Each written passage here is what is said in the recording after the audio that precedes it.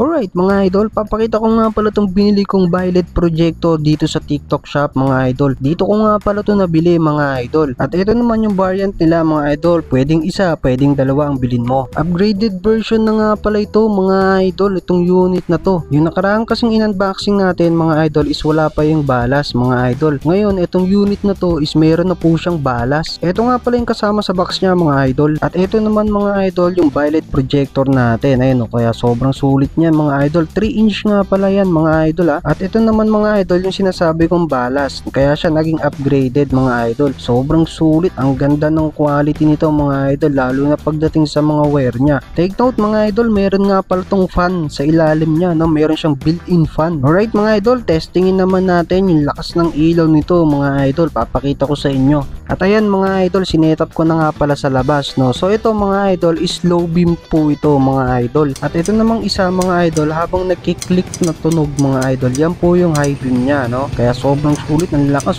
projector talaga na projector ang dating nito mga idol. Take note mga idol, yung low beam nito is hindi siya nakakasilaw. So yun mga idol, mag-iiwan na nga lang pala ako ng link dito sa Yellow Basket para dyan ka makabili sa seller na pinagbilan ko idol.